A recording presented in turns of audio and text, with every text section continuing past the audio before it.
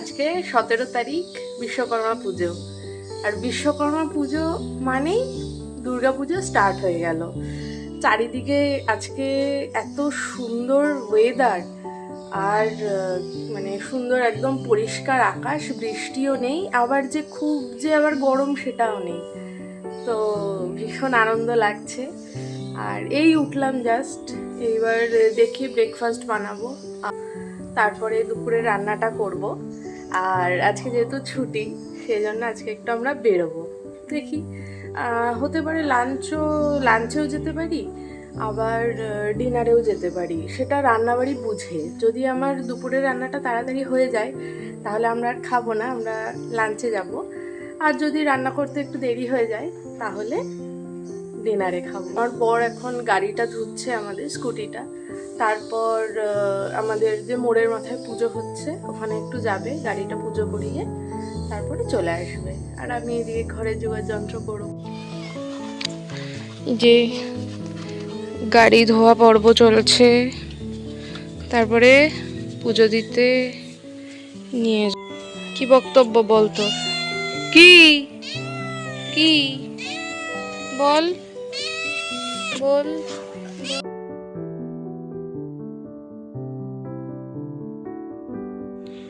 আজকে রান্না করেছি ডাল, কুমড়ো দিয়ে পেঁয়াজ ভাজা, আলু পটলের তরকারি, আর ওটা হচ্ছে উচ্ছে আলু ভাজা আর কাঁকরোল ভাজা, আর এদিকে তো ভাত আছেই। এই হচ্ছে টোটাল রান্না। আমি তো রান্নাবাড়ি সব করে নিয়েছি, তোমাদের তো দেখালাম যে কি কি করেছি। তারপর সকালের খাবারটাও খেয়ে নিয়েছি, আমিও খেয়ে নিয়েছি, আমার বড় খেয়ে নিয়েছে। তো সবই ঠিক ছিল যে বেরোবো, তো ঠিক ছিল যে একটু ডিওয়াপি যাব। ওখান থেকে আমরা অনেকদিন বিরিয়ানি খাই না, তো ডায়েটের খাবারই খাচ্ছিলাম, ক্লিন খাবার। তো সেজন্য একটুখানি বিরিয়ানি খাবো। তো রেডি হওয়ার আগে বাইরের দিকে তাকিয়ে দেখি এত পরিমাণ রোদ যে আমার আর বেরোতে ইচ্ছেই করছিল না। তাই বরকে ঠেলে ঠেলে পাঠালাম যে যাও একটু নিয়ে আসো। তো আমি আর যাইনি, যে আবার রেডি হও, রেডি হয়ে তারপরে আবার এই রোদের মধ্যে যাও। তার মধ্যে আজকে আবার ট্রেন হয়তো কম থাকবে, ভিড় হবে প্রচণ্ড, সেজন্য আমি আর যাইনি। তো ও গেছে, গিয়ে নিয়ে আসবে পার্সেল, তো ঘরেই আরামসে খাবো সুন্দর করে, সেজন্য আমি আর যাইনি। ওই বিকেলবেলায় আমাদের দুজনেরই কারোর পড়ানো নেই, দুজনে একটু টুকটাক এদিক ওদিক একটু ঘুরে আসবো স্কুটি নিয়ে। ঘরের কাজবাজ যখন সব হয়ে গেছে, তাই ভাবলাম একটু গল্পের বই পড়ি। আর গল্পের বই পড়তে ছোটবেলা থেকেই আমার ভালো লাগে। সব সময় হয় না ঠিকই, কিন্তু সময় পেলেই পড়ি। বিভূতিভূষণ বন্দ্যোপাধ্যায়ের আমি উপন্যাস পড়ছিলাম একটা, মানে আমার খুব প্রিয় লেখক একজন, ঠিক আছে। তো তার আমি গল্পটা পড়ছিলাম অশনি সংকেত। সেখানে পড়তে পড়তে এত সুন্দর একটা বাক্য পড়লাম যে মানে মন ছুঁয়ে গেল। যে গল্পটা, ওখানে দুজন ক্যারেক্টার আছে, এক হচ্ছে অনঙ্গবু, আরেক হচ্ছে মতি। তো গল্পের একটু শেষের দিকেই এসছি। তো সেই মতি মৃতদেহটা পড়ে রয়েছে। তখন অনঙ্গবু বলছে চোখের জল মুছতে মুছতে, হৃদয় সকলের থাকে না, যার থাকে তার আনন্দও যত, কষ্টও তত। মানে বাক্যটা সত্যি এতটাই বাস্তব আর এতটাই সুন্দর।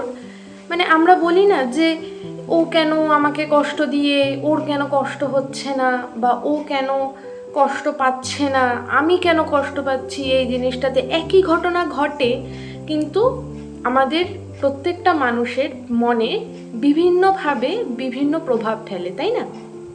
তো গল্পটাতে আমি ঠিক এই লাইনটাতে আমার এই জিনিসটাই মনে হলো যে সত্যিই তো, যে মানে হৃদয় যার আছে, প্রকৃত হৃদয়, সবার তো আর হৃদয় থাকে না, যাদের সত্যি সত্যি হৃদয়টা আছে তারা সত্যি কিন্তু ছোট ছোট জিনিসে যেমন আনন্দ পায়, আবার ছোট ছোট জিনিসেই কষ্ট পায়, তাই না?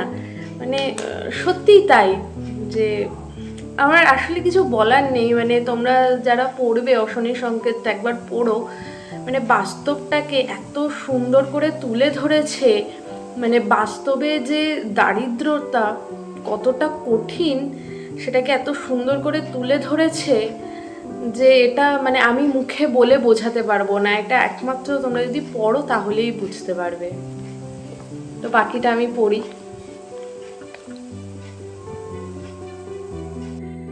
রেডি হয়ে গেছি আমি, এখন বাজে 3টে। এবার কেন রেডি হয়েছি সেটা বলছি তোমাদের বলছি। হ্যাঁ, আমি তো বলেছিলাম যে আবার ড্রেস করে রেডি হতে হবে, ওই জন্য আমি ডিবাপি যাইনি, আমার বরকে ঠেলে পাঠিয়েছি।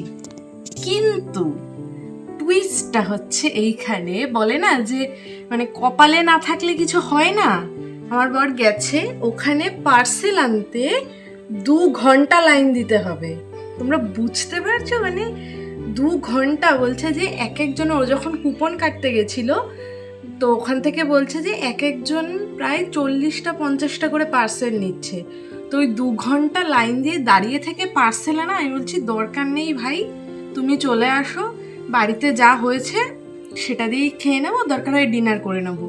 কিন্তু না, ওনার দুপুরেই বিরিয়ানি খেতে লাগবে। তাই ও এখন ট্রেনে প্রায় নামবেই হয়তো। তা আমি এখন রেডি হয়ে গেছি। আমাদের এখানে একটা ভালো রেস্টুরেন্ট আছে যে 99, ওখানে যাব, ওখানে গিয়েও বিরিয়ানি খাবে, তারপর শান্তি। তো কি করব, অগত্যা আমাকে সেই রেডি হতেই হলো। তাই আমি রেডি হয়ে গেলাম। এইবার ও আসলে পরে আমরা যাব লাঞ্চে ওই 99-এ। কী খাবো? ওই বিরিয়ানিই খাবো। বিরিয়ানির যখন ক্রেজ উঠেছে, এখন ক্রেভিং উঠেছে, কিছু করার নেই। চলো তোমাদের সাথেও আসুক, তারপরে শেয়ার করছি। দেখো আমার বর চলে এসছে, এবার আমরা যাব। ট্রেনে ভিড় ছিল খুব? না না, ফাঁকা ট্রেন, বিশ্বকর্মাই ট্রেন চালাচ্ছে। যাচ্ছি এখন বিরিয়ানি খেতে। কোথায় যাবা? 99 না আমেরিকান দাদা? যাই যেখানে ফাঁকা পাবো। বিশ্বকর্মা বাবা কি জয়। কি বলছে? বিশ্বকর্মা বাবা কি জয়। বিশ্বকর্মা বাবা কি জয়।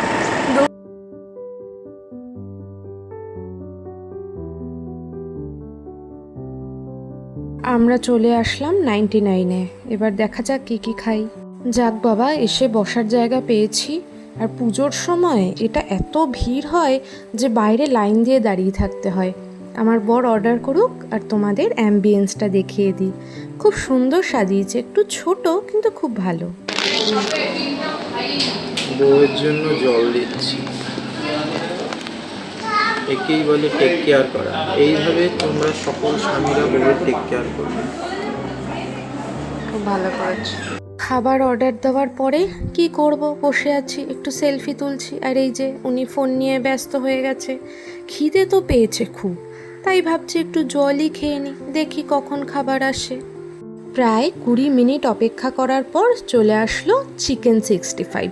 আমরা স্টার্টারে একটা অর্ডার দিয়েছিলাম। আর এই যে বিরিয়ানি, এটা তো মাস্ট, কারণ এর জন্যেই এত যুদ্ধ।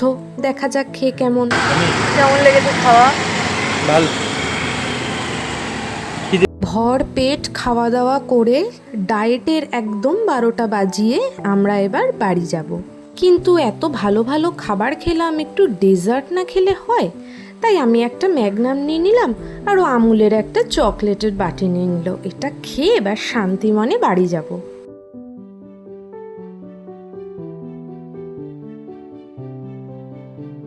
বাড়ি এসে দুপুরবেলায় জব্বর ঘুম দিয়ে এবার সন্ধ্যাবেলায় একটু বেরোবো, একটু চাই খাবো। কি খাবা এখন? চা খাবা?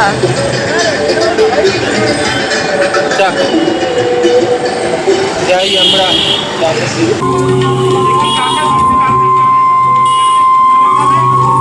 ওখানে পুজো হয়েছে, প্রসাদ দিচ্ছিল, তাই একটু প্রসাদও খেয়ে নিলাম। এটা আমাদের চেষ্টা, বাজার সমিতি চেষ্টা, এই সবাই ভালোবাসা, এটা এর মতো ঘোরাফেরা কমপ্লিট। তোমাদের ব্লগটা কেমন লাগলো জানিও। চ্যানেলে নতুন হলে সাবস্ক্রাইব করে দিও, লাইক কমেন্ট শেয়ার করে দিও। টাটা।